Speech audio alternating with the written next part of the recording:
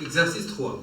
La planète Mars est l'une des planètes du système solaire qu'on peut détecter facilement dans le ciel à cause de sa luminosité et de sa couleur rouge. Elle possède deux satellites naturels qui sont Phobos et Deimos. Les savants se sont intéressés à son étude depuis longtemps et ont envoyé plusieurs sondes spatiales pour son exploration, ce qui permet d'avoir d'importantes informations sur lui. Cet exercice propose la détermination de quelques grandeurs physiques concernant cette planète. Donc voilà les données de l'exercice. On considère que Mars et le Soleil ont une symétrie sphérique de répartition de la masse.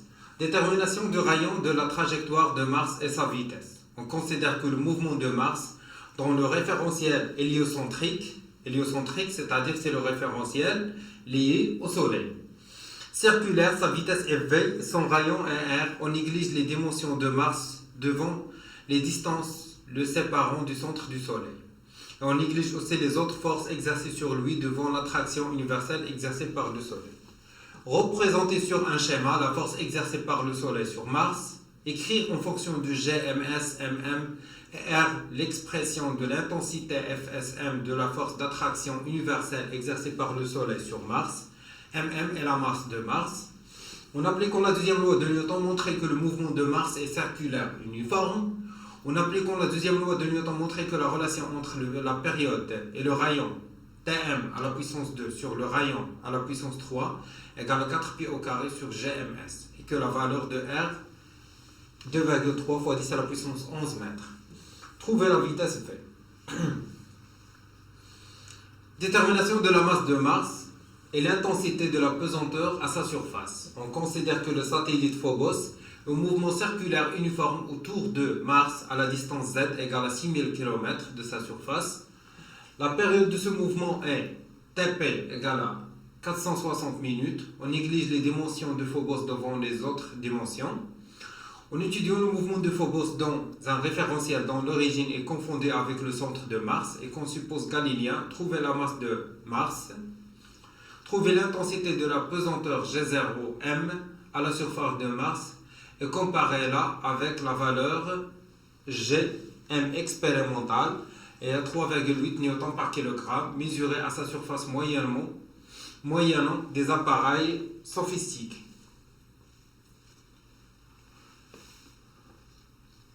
Ok, on commence l'exercice 3.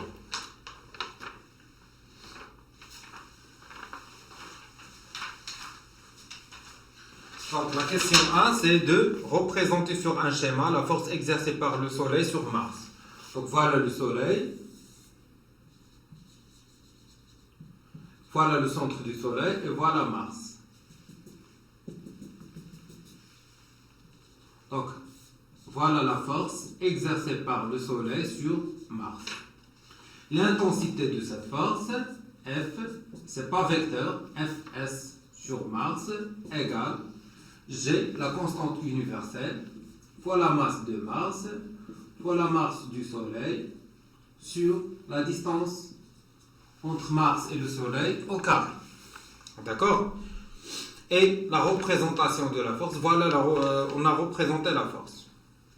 Question 2, écrire en fonction de G, on a déjà écrit ça, donc c'est la question 2. Maintenant c'est la question 1. En appliquant la deuxième loi de Newton, montrer que le mouvement de Mars est circulaire, uniforme.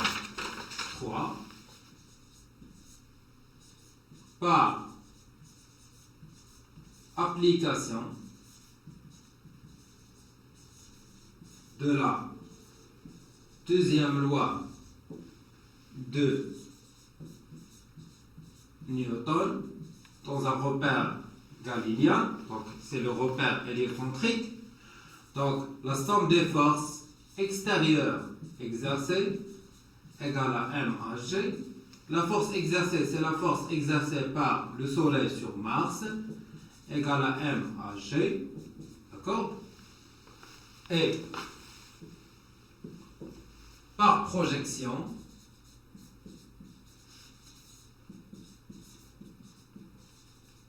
dans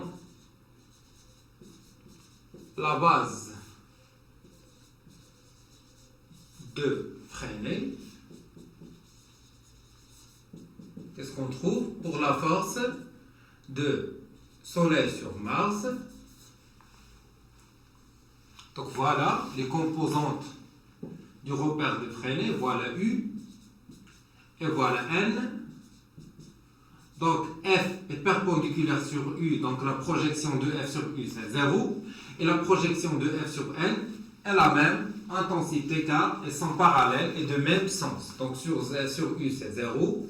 Et sur N c'est F du Soleil sur Mars, les S et G, fois la masse de Mars, fois la masse du Soleil, sur la distance au carré.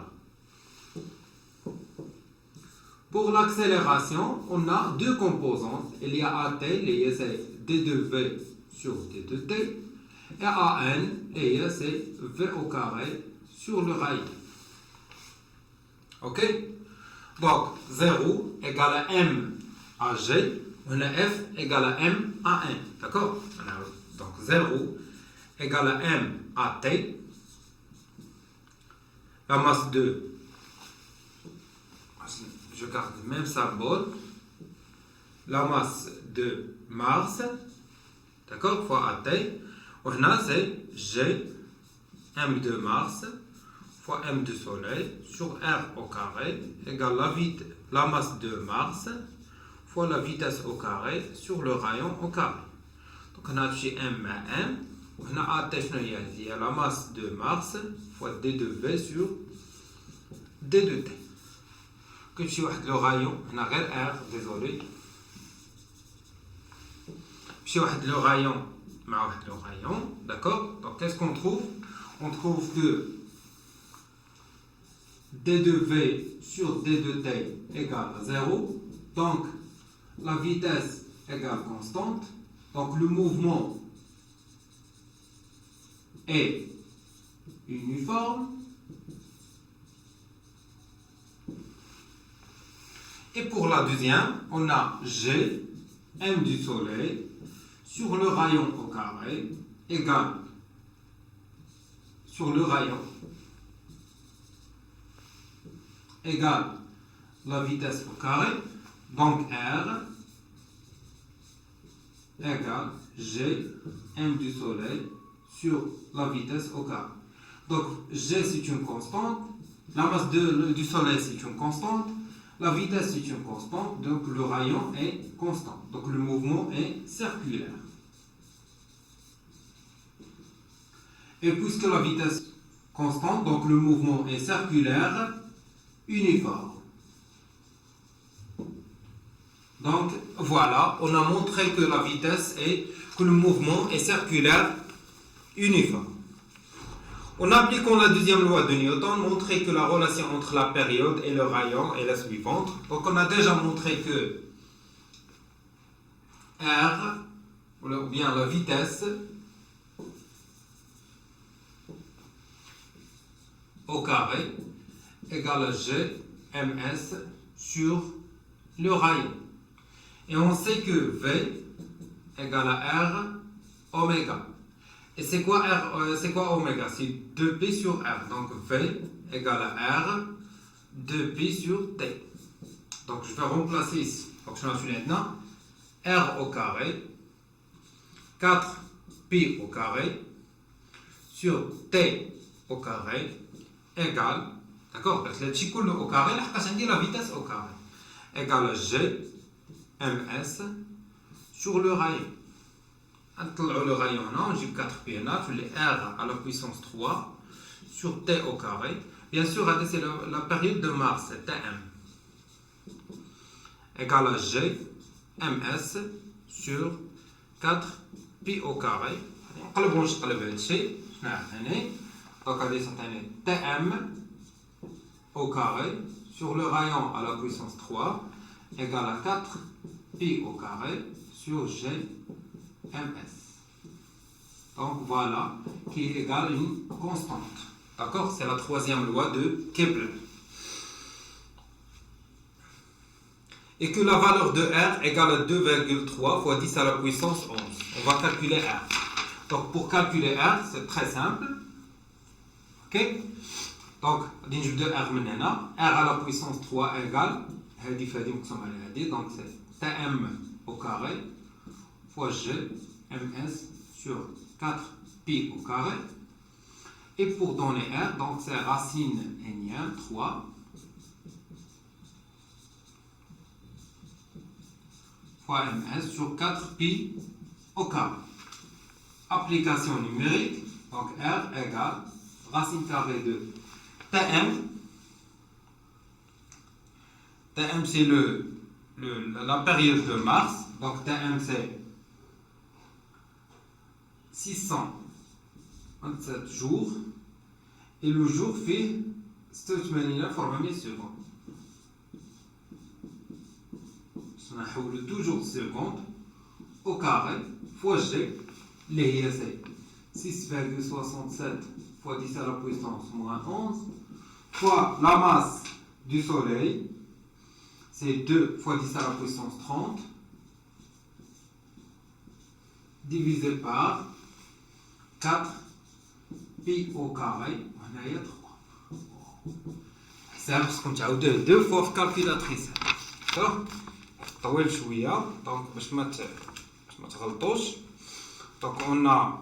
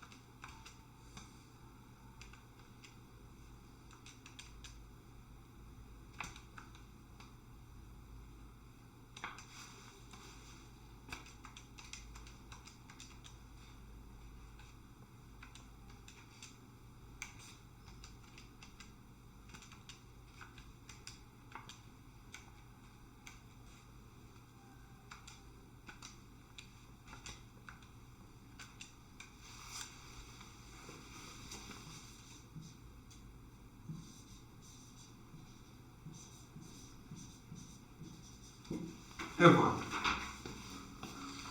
D'accord? C'est 28, c'est 2,3 fois 10 à la puissance 11 mètres. Donc voilà le rayon. Maintenant 4, il faut trouver la vitesse. Trouver la vitesse, 4. Donc on a déjà trouvé que V au carré égale G ms sur le rayon. D'accord? Donc, la vitesse égale racine carrée de G fois ms sur le rayon égale, donc V, G c'est 6,67 fois 10 à la puissance moins 11 fois 2 fois 10 à la puissance 30 sur 2,3 fois 10 à la puissance 11. Et voilà, application numérique. Donc, 6,67 fois 10 à la puissance moins 11 fois 2 fois 10 à la puissance 30 divisé par 2,3 fois 10 .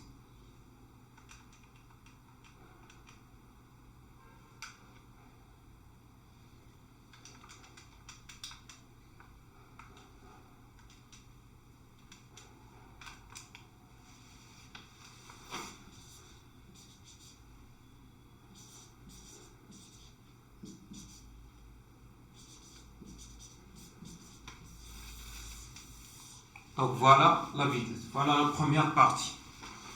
Pour la deuxième partie, donc détermination de la masse de Mars et l'intensité de la pesanteur à sa surface. On considère que le satellite Phobos est en mouvement circulaire uniforme autour de Mars à la distance 6000 km à sa surface. La période de ce mouvement, TP, égale 460 minutes. On néglige les dimensions de Phobos devant les autres dimensions. On étudie le mouvement de Phobos dans un référentiel dont l'origine est confondue avec le centre de Mars et qu'on suppose galiléen. Trouver la masse mm de Mars. Donc, de la même façon, donc voilà Phobos, voilà Mars, voilà la force exercée par Mars sur Phobos, Phobos avec P. Donc, d'après la deuxième loi de Newton, on a la somme des forces extérieures exercées égale à M à G. Donc, la force exercée par Mars sur Phobos égale la masse de Phobos fois AG. Par projection,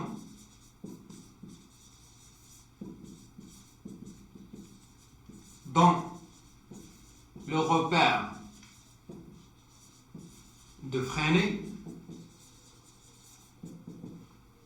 donc on a F de Mars sur Phobos, sur U c'est 0, de la même façon, on a déjà fait ça, et c'est G, M de Mars, M de Phobos, sur la distance R au carré, c'est quoi? C'est R' au carré, d'accord?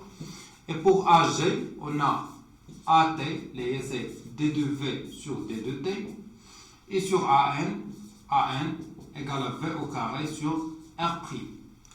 Donc, on a dit la projection là. Donc,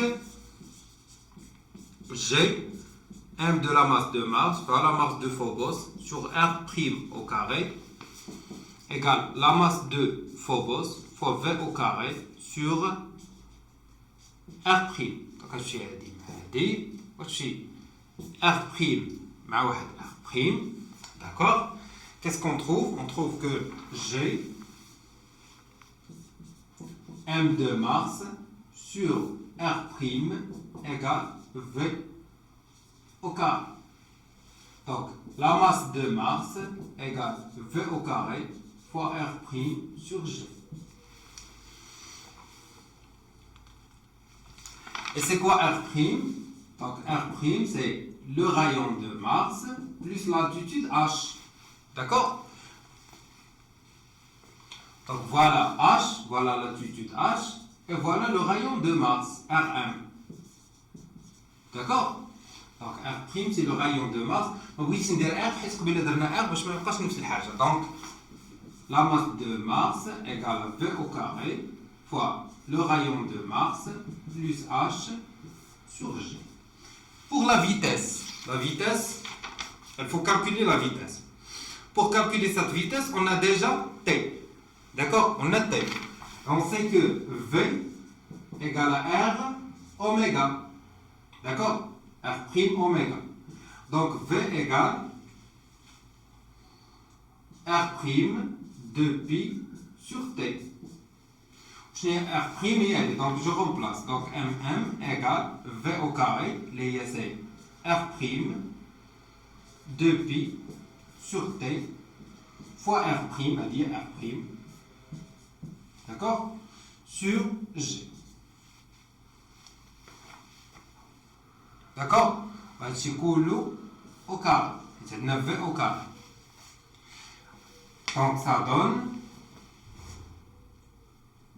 mm égale R' au carré, R', il y a R' à la puissance 3.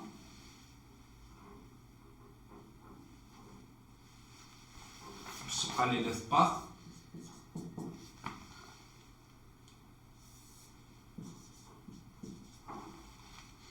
R' à la puissance 3 fois 4p au carré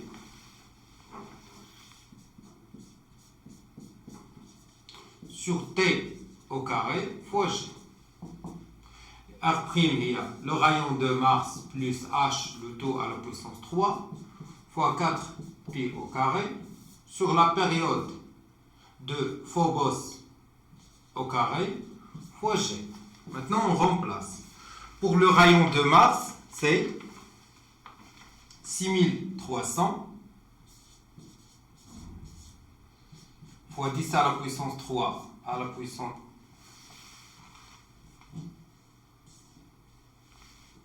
plus H. A, c'est 6000 km. Couché à la puissance 3 fois 4 fois pi au carré divisé par TP. TP, c'est 460 minutes fois 60, je vais la seconde au carré, fois G, il y a 6,67 fois 10 à la puissance moins 11.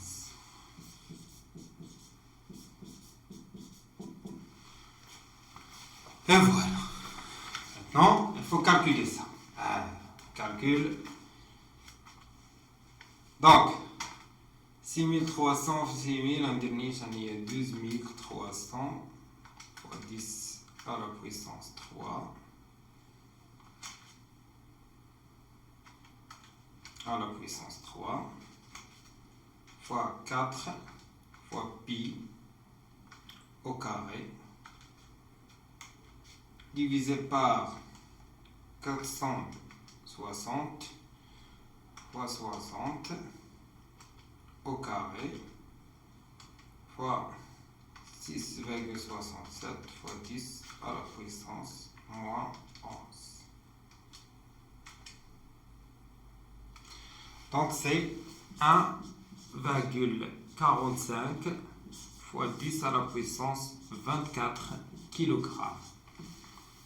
Voilà la masse de Mars. D'accord? Maintenant, trouvez l'intensité de la pesanteur G0 à la surface de Mars et comparez la valeur là avec la valeur avec Gm expérimental mesuré à sa surface moyennant les appareils sophistiqués. D'accord? Donc voilà Mars. Voilà par exemple un corps solide à la surface de Mars. Donc, la force exercée par Mars sur le solide égale G fois la masse de Mars fois la masse du solide sur la distance. La distance, c'est le rayon de Mars. D'accord? Sur le rayon de Mars au carré. Le poids. Le poids à la surface de Mars, P0, c'est la masse du solide fois Gm0. Gm1. Donc, je vais dire que G0M égale G fois la masse de Mars sur le rayon de Mars au carré. Il y a 6,67 fois 10 à la puissance moins 11 fois 1,45 fois 10 à la puissance 24 sur le rayon de Mars, il y a 6300 fois 10 à la puissance 3. Toujours, ce n'est pas le mètre, il y a un kilomètre. On va voir ce que G0M égale, ça me calculatrice. Donc, 6,67 fois 10 à la puissance moins 11, multiplié par la masse de Mars, il y a 1,45 fois 10 à la puissance 24, divisé par 6300 fois 10 à la puissance 3, le tout au carré, ça donne